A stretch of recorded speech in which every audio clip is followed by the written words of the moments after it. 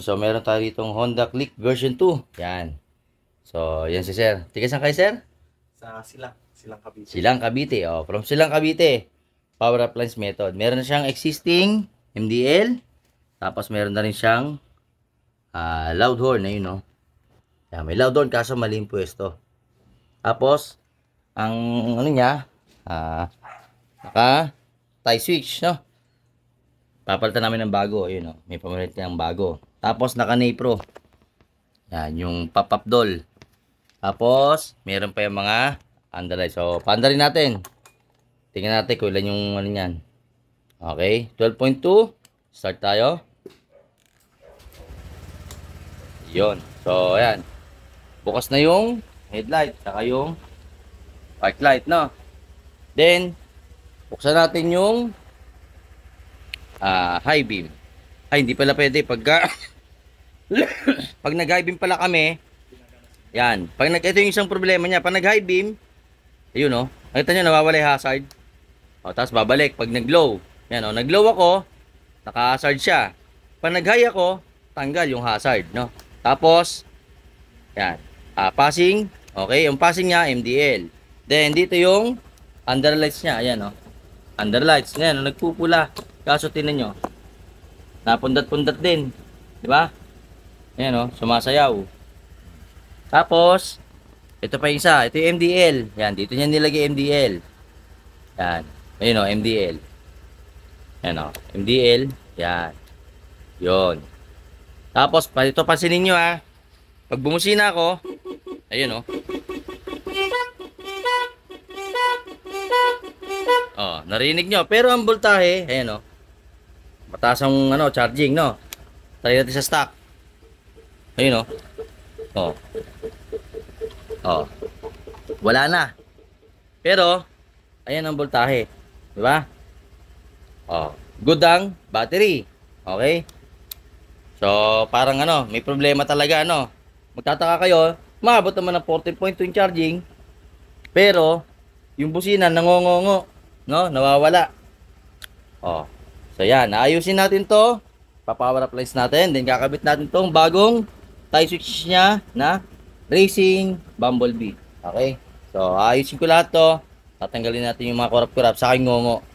So, abangan nyo to. Tatapusin ko to. Bubuksan ko muna. Papakita natin kung ano yung problema. Bakit siya nangongongo. Alright? Abangan natin yan. Yun. So, ito. Binuksan ko na, no? At ayan. Ito yung bumungad sa akin. Isa. Dalawa. Tatlo. Tapos, tinanggal ko na po yung busina. Kasi, defective yung isa. Yung isa gumagana. Yung isa hindi. Kasi basa. Ayan, oh. May tubig. Oh, ayan. Ayan, oh. Mamasa-masa pa, oh. Ayan. Natanggal ko na yung tubig. Nga lang, hindi na siya ganun kalakas. Okay? Tapos, din yung ginawa, oh.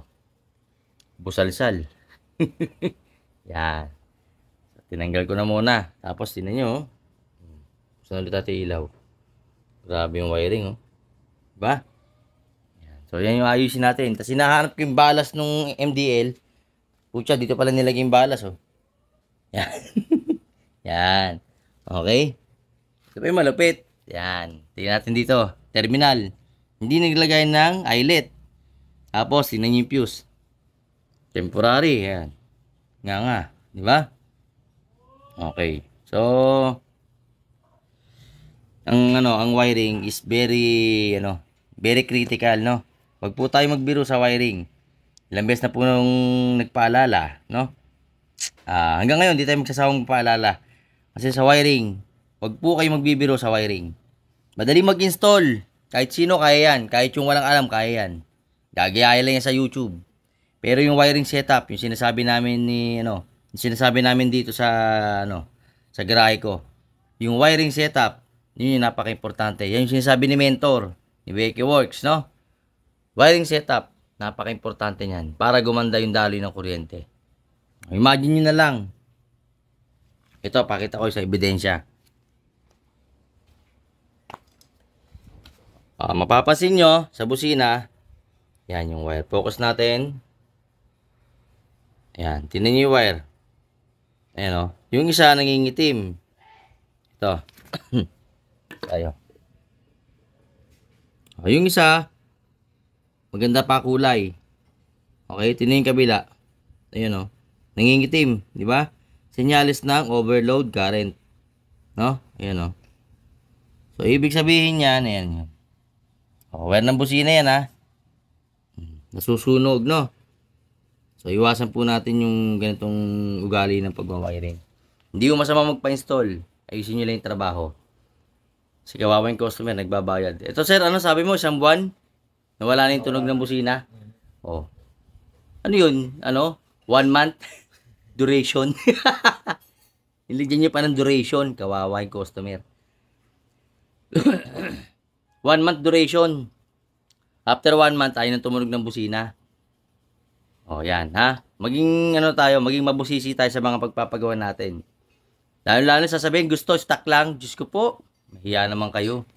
Hindi kayo electrician pag ganyan. Ang electrician, hindi umaayos sa ano, hindi umaayos sa problema. Yun yung gustong-gusto niya pag electrician. Yung troubleshooting.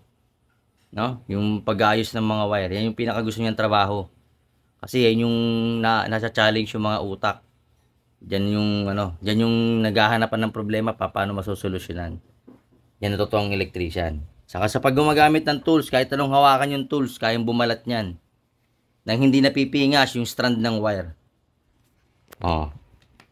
Ito gamit ko cutter, side cutter. Isipin nyo, nakakabalat ako ng wire nang hindi ako pumuputol ng strand.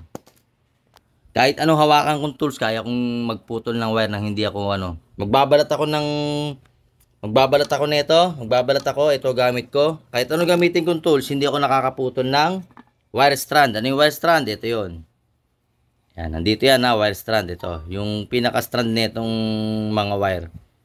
Nagbabalat ako niyan kahit anong gawin kong pagbabalat. Dapat yan kahit anong hawakan yung tools. Kung totoong electrician kayo, whatever tools na hawakan nyo, kaya nyo bumalat. Kahit mapurol pa yan, makakabalat pa rin yan. Diskarte yan ng electrician. Okay? Hindi yung sasabihin nyo, plies lang. Hindi. Yung kahit anong hawakan nyo. Pero meron din akong pambalat. No? Meron din akong stripper. Ayan, diba? May stripper ako.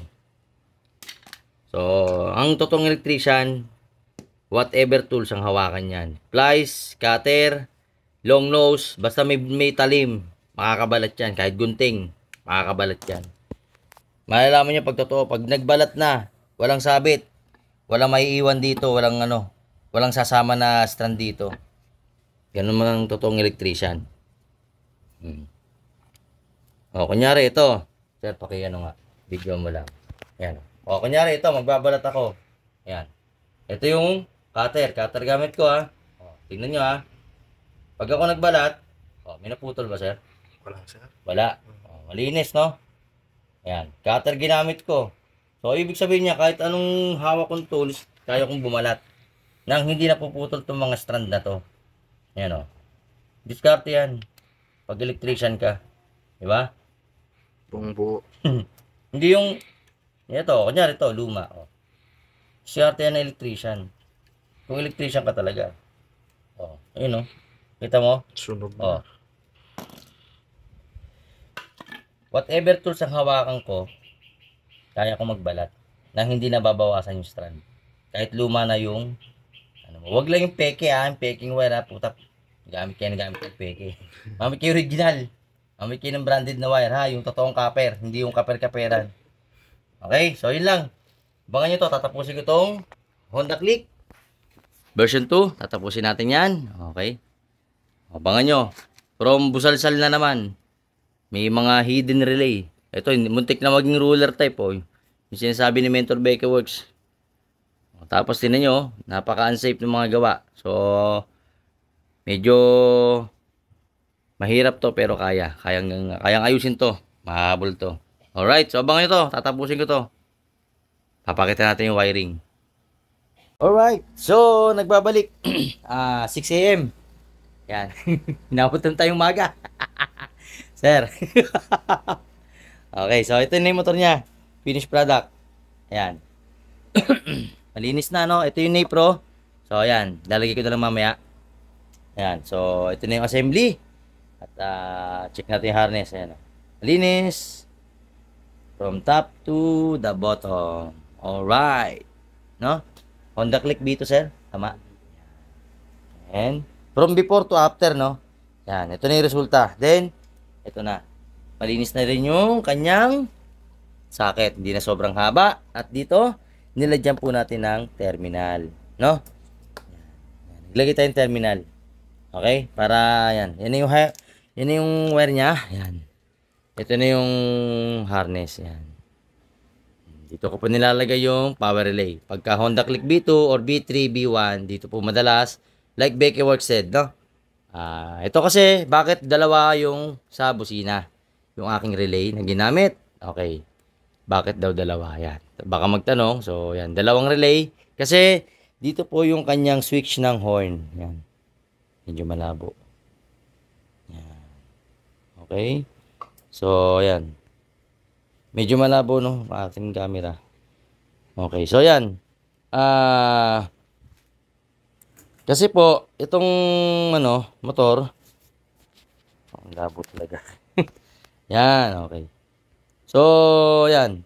Ito yung kanyang motor. So, nagpakabit ng tie switch. Yan. Nagpapalit, no? Tie switch, left and right. Then, yung existing MDL underlights, ilan yun, sir? 14? Di size? 16 pieces na may function ng brake, no? Na nagpapa-change color from white to red. Yan. Mamaya papakita ko yung result. So ito, prone switch po kasi ito na horn. Yan. Pagka naka-off, stock. Pagka naka-on, loud horn. Tapos yung loud horn po niyan with combo ng MDL. No? Tapos may passing light po siya na MDL. Okay? Hindi ko po nilagyan ng passing headlight. Alright. So, mamaya papakita natin yung before and after. Ano yung resulta? No? Okay? So, abangan nyo. Kakabit ko muna yung mga fairings para tingnan natin yung ano yung resulta ng ilaw. Kung may nagbago ba. Kasi, sir, ilang taon na yung battery? 2 years and 9 months. 2 years and 9 months. GS, yung original pa rin. So, yung ano niya pa rin. Yung stock, no, sir? Stock pa rin na 5L. So, tingnan natin kung magdadrop pa ng katulad nung kaninang unang video. So, abangan nyo to. I-assemble ko lang din. Testingin natin. Naka-Nepro yan, ha? Okay? Stock. Tapos may loud horn. So, tingnan nyo na lang yung itsura from before and after, no? Medyo may kalinisan na, no? Hindi na katulad kanina. So, niremain ni sir yung kanyang alarm. Tama, sir? Kasi pinaremain niya. Kaya dyan ko na lang nilagay. Pero na-organize pa rin naman natin, no? Hindi pa rin naman siya sagi tignan. Yan. Ito po kasi, ito yung sa kanyang underlights. Tapos, ito naman po yung sa MDL. Tapos, yung Nepro, nakatungtong yan dito sa may parang fairings niya. Okay, mamaya, papakita ko. So, buuin ko muna at para matapos ito. Yun, so, ito, tapos na. At kasamang palad, bumigay yung kanyang battery. Nasaktuhan. Ayaw talagang mag-charge, no? Hindi ko alam kung bakit. Hindi ko na nagamit kasi tinanggal ko yan. So, ngayon, pinagamit ko sa kanya yung battery ko. Andito, pinahiram ko muna. Ayan, oh, pero mahina na rin yan. Pero makakauwi siya. Kasi naman ito, ayaw talaga. 10 volts na lang. O, yan. So, ito, pasensya na, hindi ko na matitesting masyado, no? Sige, sir, busina ka na lang. Stock, loud horn. Yun. Tapos, passing. Yan. Hazard. Yun. Tapos, yung underlights mong pangmalakasan with brake light. Oh, brake. Bitaw. Yun, no? Bitaw. Yun, no? Oh, yan, ha? Nga lang, tingnan yun. Napundat na, no? Wala na, eh, oh. Ano na yung battery? Eh, at least ito, makakauwi pa siya. Okay? O, yan si sir. Sir, ano masabi sa power appliance? Solid. O, yun nga lang, nadali battery.